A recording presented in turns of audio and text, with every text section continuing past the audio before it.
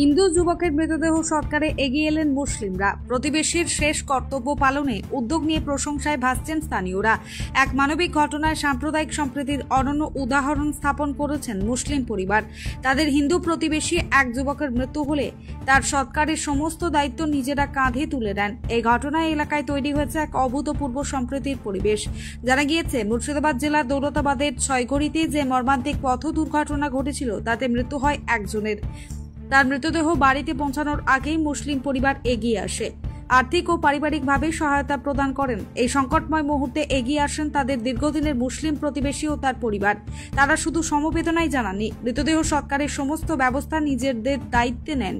হিন্দু রীতি অনুযায়ী সব সৎকারের সকল প্রথাগত আনুষ্ঠানিকতা তারা অত্যন্ত নিষ্ঠার সঙ্গে সম্পন্ন করেন।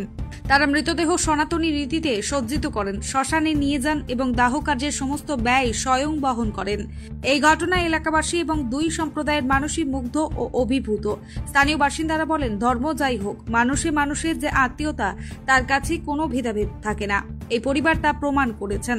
মুসলিম পরিবাররা বলেন, সে ছিল আমাদেরই সন্তানের মতো। প্রতিবেশীর দায়িত্ব শুধু সুসময় নয়, দুর্যোগের সময়ই প্রমাণিত হয়। আমরা আমাদের ধর্মীয় কর্তব্য পালন করেছি, কারণ ইসলামে প্রতিবেশীর হক সর্বদা গুরুত্বপূর্ণ। এই ঘটনা এলাকা জুড়ে এক সুদূর প্রসারী ইতিবাচক বার্তা বহন করে এনেছে। এটি প্রমাণ করেছে যে মানবতা এবং সহমর্মিতাই পারে সকল বিভেদ ও সংকীর্ণতাকে অতিক্রম করতে।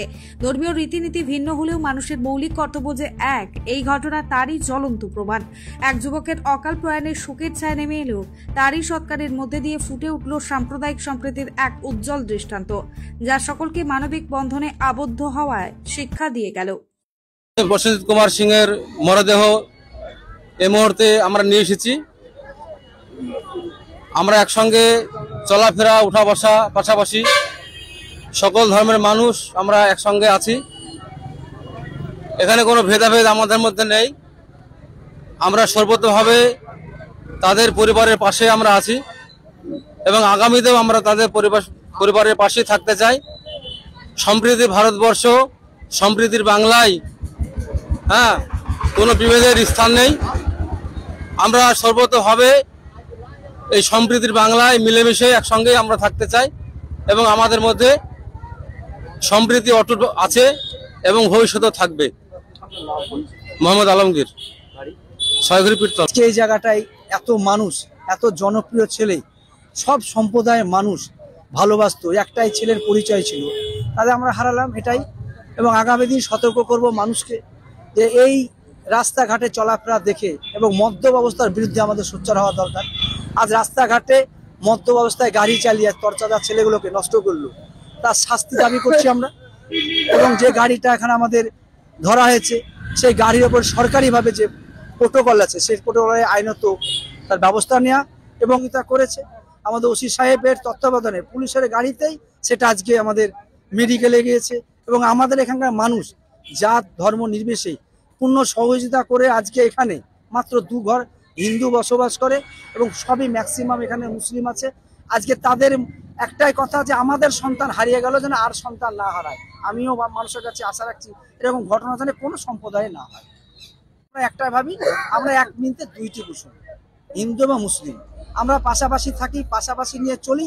এখানে কোনো জাতিভেদ নাই, এরকম চিন্তা ভাবনা আমাদের মধ্যে নাই। কারণ ছয়ঘড়ি অঞ্চলে আমরা সংখ্যালঘু, কিন্তু আমরা এখানে সংখ্যা গুরু হিসাবে বসবাস করি। আমরা প্রতিবেশীর জন্য, তার মরদেহ সৎকার করার জন্য আমরা যথেষ্ট সহযোগিতা, সমবেদনা, সম্প্রীতি আমরা সবটাই দেখাচ্ছি। আর্থিক সহায়তার জন্য তাদের পাশে আমরা দাঁড়িয়েছি এবং বাংলার যে সম্প্রীতি বজায় রাখার জন্য আমরা তাদেরকে যথেষ্ট পরিমাণে আমরা সহযোগিতা করছি।